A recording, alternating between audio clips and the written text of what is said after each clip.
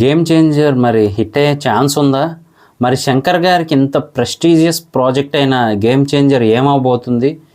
So మరి అసలు పూర్తి వీడియో అయితే తెలుసుకుందాం. మనకి శంకర్ గారి స్ట్రాంగ్ బేస్ అయితే ఇందులో ఉందన్నమాట. అంటే ఆయన మూవీస్లో మెయిన్ ప్లాట్ ఏదైతే ఉంటుందో దానికి సంబంధించిన లింక్ ఇందులో పెట్టే ఉంది. అంటే ఇంతకుముందు ఆల్రెడీ మనకి రాజమౌళి గారి గురించి తెలిసిందే కదా.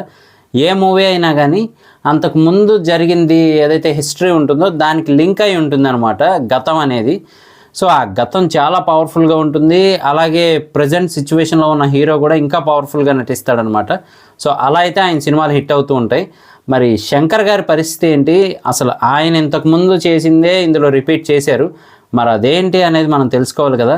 ఇంతకీ ఈరోజైతే మన స్టూడియోలో మనతో పాటు రివ్యూలో పాల్గొనడానికి, అంటే వీడియోలో పాల్గొనడానికి ఎవరు జాయిన్ అయ్యారు అంటే మాత్రం విక్రమ్ వరల్డ్ ఓనర్ గారండి. విక్రమ్ వరల్డ్ అనే ఛానల్ ఎవరైతే ఉన్నారో ఆయన అనమాట.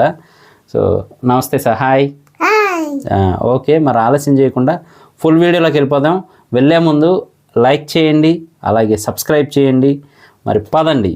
సో మరి అసలు కాన్సెప్ట్ ఏంటి అంటే మాత్రం మనకి ఇంతకుముందు శంకర్ గారి మూవీస్ గమనిస్తే కనుక ఆల్రెడీ జెంటిల్మెన్ కానీ, రోబో కానీ ఇంకొన్ని మూవీస్ ఉన్నాయన్నమాట.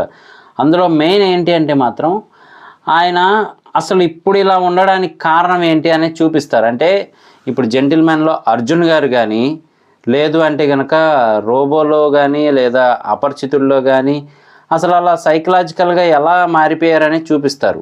మనకి జెంటిల్మెన్లో అర్జున్ గారు, వినీత్ గారు చాలా కష్టపడి చదువుతారు, కానీ వాళ్ళకి తగ్గ గుర్తింపు కానీ, ఆర్థిక సదుపాయం కానీ ఉండదు. సో దానివల్ల ఆయన అలా మారారు అని చెప్పి చూపిస్తారు. ఇంకొక వైపు మనకి రోబోలో కానీ, లేదు అంటే కనుక అపరిచితుల్లో కానీ చిన్నప్పుడు విక్రమ్ గారి ఎవరైతే సిస్టర్ ఉంటారో ఆవిడ చనిపోతారనమాట. అప్పుడు ఆయన మైండ్ అంతా కూడా చాలా డిస్టర్బ్ అయిపోయి ఆయన అలా ఉండిపోతారు. సో దాన్ని తర్వాత నాజర్ గారు తెలుసుకోవటం కానీ, లేదు అంటే ఆయన అలా మారటానికి, అంటే మల్టిపుల్ పర్సనాలిటీ డిజార్డర్ అంటారు కదా. సో అది రావడానికి మెయిన్ రీజన్స్ ఏంటో తెలుసుకొని దాన్ని నెమ్మదిగా కంట్రోల్ చేసేయడానికి ట్రై చేస్తారు. సో అది ఒక కాన్సెప్ట్. అలాగే మనకి రోబోలో కూడా గమనిస్తే కనుక ఆయన ఎంతో కష్టపడి అలా ఫుల్ఫిల్ చేసుకుంటారు. సో దాన్నే పార్ట్ 2లో చూపిస్తారు. రోబో 2లో ఏంటి అంటే మాత్రం మనకి అక్కడి నుంచి మళ్ళీ అలా స్టార్ట్ చేశారు, ఆలోచించడం తర్వాత అనే టైప్లో తీసుకెళ్తారు స్టోరీని. మరి ఇప్పుడైతే కనుక మెయిన్లీ రామ్ చరణ్ గారి ఏదైతే గత జీవితం ఉందో, అంటే మూవీలో మనకి ఆ పొలిటీషియన్ ఎవరైతే ఉన్నారో అభ్యుదయం పార్టీలో ఉన్న పొలిటీషియన్, సో పెద్ద రామ్ చరణ్ గారి స్టోరీ ఏదైతే ఉందో అదే మెయిన్ హైలైట్గా ఉండబోతుంది మూవీలో అని చెప్పి అర్థమవుతుంది అనమాట. సో దాని ద్వారా చిన్న రామ్ చరణ్ గారు, అంటే ప్రజెంట్ ఉన్న రామ్ చరణ్ గారు ఎంత పవర్ఫుల్గా మళ్ళీ మారారు అనేది హైలైట్గా తీసుకెళ్లారు. సో స్టోరీ అయితే మాత్రం చాలా స్ట్రాంగ్ బేస్ ఉన్న స్టోరీ అని చెప్పి అర్థమవుతూ ఉంది. సో మరి శంకర్ గారు టేకింగ్ కానీ, అలాగే మన mega power star Ram Charan గారు, ఇప్పుడు గ్లోబల్ స్టార్ రామ్ చరణ్ గారి పర్ఫార్మెన్స్ కానీ, అలాగే ఇంకా అంజలి గారు కానీ, అలాగే కియారా అద్వానీ గారి గ్లామర్ కానీ, అలాగే యాక్టింగ్ రాక్షసుడు, అదేనండి నట రాక్షసుడు మన ఎస్జే సూర్య గారు ఉన్నారనమాట.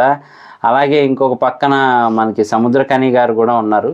సో వీళ్ళందరి పర్ఫార్మెన్సెస్ అయితే నెక్స్ట్ లెవెల్ ఉండబోతున్నాయి. మన శ్రీకాంత్ గారు కానీ వీళ్ళందరూ కూడా ఏదేమైనప్పటికీ కూడా హిట్ అయ్యే ఛాన్సెస్ ఎక్కువగా కనబడుతూ ఉన్నాయన్నమాట మనకి గేమ్ చేంజర్ మూవీలో. సో తమన్ గారి మ్యూజిక్ కానీ ఒక మంచి కాన్సెప్ట్ అని చెప్పి అయితే చెప్పచ్చు. అలాగే మన దిల్ రాజు గారు చాలా కాన్ఫిడెంట్గా అయితే ఉన్నారనమాట ఈ మూవీ గురించి అయితే మాత్రం. మొన్న మధ్య యూఎస్లో మాట్లాడింది కానీ, అలాగే ప్రజెంట్ కానీ చాలా కాన్ఫిడెంట్గా అయితే ఉన్నారనమాట మూవీ గురించి.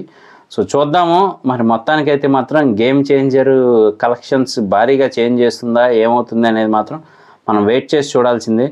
ఒక పవర్ఫుల్ కాంబినేషన్ మూవీ అని చెప్పొచ్చు అనమాట. సో అంత కాన్ఫిడెంట్గా అయితే శంకర్ గారు కూడా ఉన్నారు.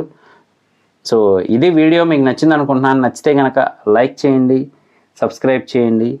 మళ్ళీ నెక్స్ట్ వీడియోలో కలుస్తాను. నేను మీ ప్రసాద్. Love you all.